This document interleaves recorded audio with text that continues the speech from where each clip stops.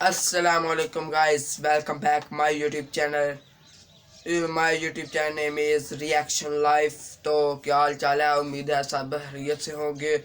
तो अगर आपने हमारे YouTube चैनल रिएक्शन लाइफ को अभी तक सब्सक्राइब नहीं किया, जल्दी से सब्सक्राइब कर दे, साथ ही घंटी के बेल आइकन को प्रेस कर दे ताकि आने वाली हर वीडियो का नोटिफिकेशन सबसे पहले आप तक बर वक्त पहुँच सके। और आपको वीडियो कैसी लगी कमेंट सेक्शन में ज़रूर अपनी राय का इजहार ज़रूर कीजिएगा, और आइंदा किस वीडियो पे रिएक्शन दें ये भी ज़रूर बताइएगा। तो लेट्स स्टार्ट इट। एक मजेदार बात आपको बताता हूं। लाल बहादुर शास्त्री संविधान लागू होने के बाद 1952 में, संविधान लागू होने के बाद देश के पहले रेल मंत्री बने 1952 में, और लाल बहादुर शास्त्री रेल मंत्री बने। इत्तेफाक देखिएगा, पैदा कहाँ हुए? मुगल सराय में। मुगल सराय स्टेशन का नाम बदला गया, किनके नाम पे रखा गया? क्या थे दीनदयाल उपाध्याय? रेल मंत्री थे, वित्त मंत्री थे, प्रधानमंत्री थे देश के। किसान आंदोलन में शहीद हो गए थे क्या, कि मजदूरों के आंदोलन में शहीद हुए थे? हिंदू मुसलमान का जो खेला चल रहा है उसके लिए एक सुटेबल नाम है दीनदयाल उपाध्याय। और रेल मंत्री थे लाल बहादुर शास्त्री, मुगल सराय में ही पैदा हुए, और रेल मंत्री रहते हुए एक रेल दुर्घटना हो गई थी तो उन्होंने इस्तीफा दे दिया था। ये हैं राजनीतिक मूल्य, और वो राजनीतिक मूल्य आज कहाँ पहुंच गया है? वो राजनीतिक मूल्य वहां पहुंच गया है कि पहले 2.5 साल तक जेटली जी ने बताया नहीं कि माल्या से वो मिले हैं, बताया कि माल्या से मिले हैं, इंतजार करते रहे। सेटिंग किया होगा कि माल्या को मत बोलना यार कि तुमसे मिले थे। माल्या कहा कि नहीं, पैसा तो हम लेकर के आए हैं, हमको वापस देश बुलाओ। बोला अभी आओगे, चुनाव है यार, सब गड़बड़ हो जाएगा। तो माल्या ने कहा कि नहीं, हम मिले थे। जब माल्या ने कहा कि हम मिले थे तो जेटली भी बोले कि हाँ हम भी मिले थे, थोड़ी देर के लिए मिले थे। मुझे माल्या पे भरोसा नहीं है, बिल्कुल भी भरोसा नहीं है। जो 9,000 करोड़ रुपया लेकर के भाग जाए उस पर कैसे भरोसा कर सकते हैं? कोई मेरा 9 रुपया लेकर के भाग जाएगा, हम उस पर भरोसा नहीं करेंगे, वो तो 9,000 लेकर के भाग गया है। हम अपने देश के वित्त मंत्री पे ही भरोसा करना चाहते हैं।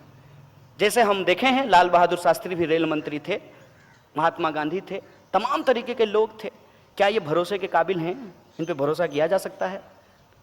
ये पहले नहीं बताया कि मिले थे। जब माल्या ने कहा कि मिले हैं तो इन्होंने कहा कि हम मिले थे, थोड़ी देर के लिए मिले थे, तुरंत बीजेपी आ जाती है। एक तो इनके जो सारे मंत्री हैं, एक मंत्री तो बोल दिया यहां तक कि विपक्ष के उलझुल सवालों का जवाब देने के लिए प्रधानमंत्री नहीं है, हम जवाब देंगे।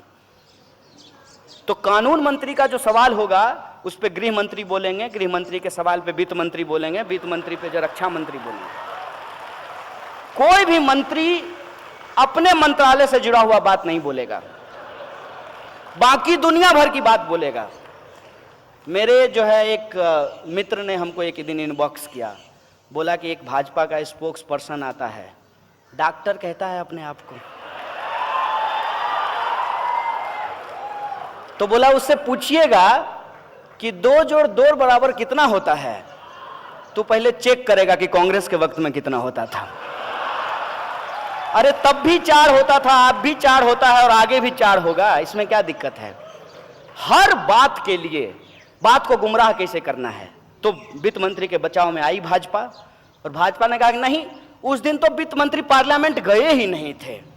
एक लाल बहादुर शास्त्री थे, वो रेल जो है ट्रेन नहीं चला रहे थे, ट्रेन जो है ट्रेन का ड्राइवर चला रहा था। लाइनमैन का काम है लाइन चेक करना, लेकिन रेल मंत्री ने जिम्मेवारी लेते हुए कहा कि हम इस्तीफा देंगे क्योंकि हम रेल मंत्री हैं, हमारे राजकाज में रेल की दुर्घटना हुई है।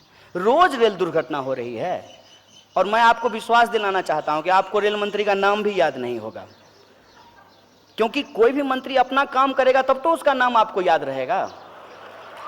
अब देश का प्रधानमंत्री जो है वो विदेश मंत्री का काम कर रहा है, दुनिया घूम रहा है।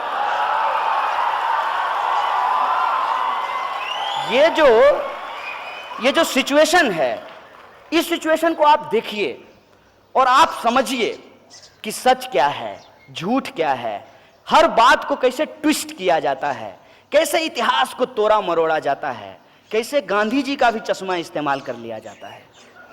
माने कहते हैं ना, मुख में राम बगल में छुरी, मुख में नाथूराम बगल में गांधी। ये कैसे इस्तेमाल कर रहे हैं? सब कुछ कहेंगे। गांधी जी महान आदमी थे, गांधी जी अपना पखाना साफ करते थे, गांधी जी सादा जीवन उच्च विचार करते थे, और गांधी जी का कोई भी चीज अपने ऊपर लागू नहीं कराएंगे।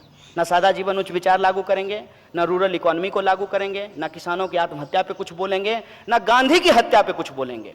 कोई एक मंत्री, कोई एक बड़ा नेता, कोई एक रेस्पॉन्सिबल व्यक्ति जो खुल करके कहे कि गांधी की हत्या नाथूराम गोडसे ने की, इसलिए हम नाथूराम गोडसे को आतंकवादी समझते हैं, नाथूराम गोडसे को मुर्दाबाद कहते हैं, किसी में हिम्मत नहीं है ये कहने की।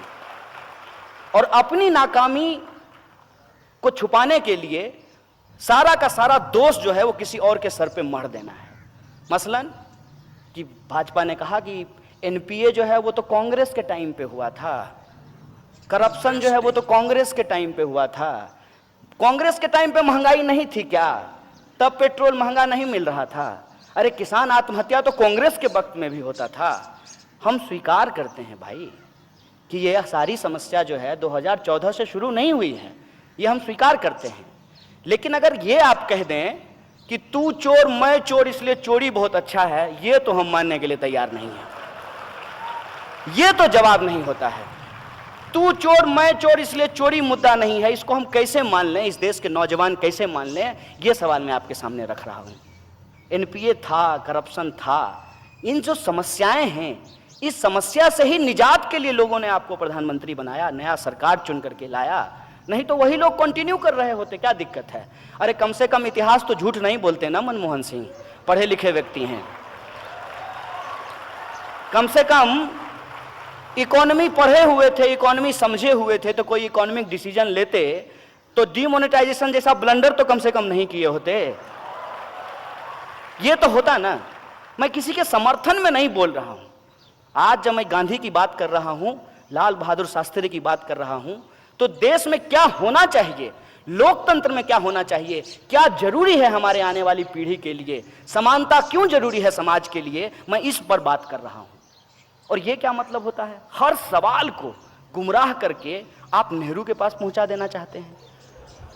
अजीब बात है। मुझे तो लग रहा है कि इस दिन आप लोग भी इंतजार कीजिए, किसी दिन स्टेटमेंट आएगा मोदी जी का। मोदी जी जैसे कह रहे हैं ना कि इतने सालों का गड्ढा है, 70 साल में कांग्रेस ने जो है इस देश को लूट लिया है, तो उसको ठीक करने में वक्त मिलेगा। एक तो 70 साल जब ये बोलते हैं तब जो है ये उसमें बीपी सिंह को भी जोड़ लेते हैं, अटल बिहारी वाजपेयी के 6 साल को भी जोड़ लेते हैं।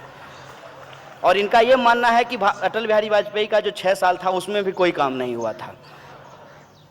उससे भी आगे बढ़ करके कोई इनका समर्थक तो ये जाके कह देता है कि 1100 साल के बाद जो है एक हिंदू प्रधानमंत्री बना है। इस पे विचार कीजिए कि गांधी क्या कहते थे। गांधी कहते थे कि ईश्वर अल्लाह तेरे नाम सबको सन्मति दे भगवान। आज देश का जो प्रधानमंत्री है वो कब्रिस्तान और शमशान की बात कर रहा है। आप हिंदुस्तान की बात कीजिए, आप कब्रिस्तान और शमशान की बात क्यों कर रहे हैं? आपको हिंदुस्तान की बात करने के लिए इस देश का प्रधानमंत्री बनाया गया है, लेकिन आप हिंदुस्तान की बात नहीं करेंगे। ये जो सिचुएशन है, इस सिचुएशन में हमको ये विचार करना पड़ेगा कि हम किस तरीके से देश का निर्माण करेंगे। और देश का निर्माण करने के संबंध में एक इम्पॉर्टेंट बात मैं आपको बता दूं। इस देश का जो डेमोक्रेटिक प्रोसीजर है, उस प्रोसीजर पे हमको स्टिक होना पड़ेगा। क्या है प्रोसीजर? प्रोसीजर ये है कि पिछली सरकार की जो गलतियां थी, उन गलतियों से जनता नाखुश थी और जनता ने पार्लियामेंट्री डेमोक्रेसी में नए लोगों को अपना मत दिया और नए लोगों की सरकार बनी। अब नए लोगों की जब सरकार बनी तो जी गाइस, कैसी लगी आपको हमारी ये वीडियो? कमेंट सेक्शन में अपनी राय का इजहार ज़रूर कीजिएगा। और अगर आप ऐसी ही इंटरेस्टिंग और इन्फॉर्मेटिव वीडियो देखना चाहते हैं तो हमारे यूट्यूब चैनल रिएक्शन लाइफ को सब्सक्राइब करते साथ जाएगी घंटी के बेल आइकन को प्रेस कर दे ताकि आने वाली हर वीडियो का नोटिफिकेशन सबसे पहले आप तक बर वक्त पहुँच सके। तो अल्लाह आपको अपनी ईमान में रखे। खुदा हाफिज़।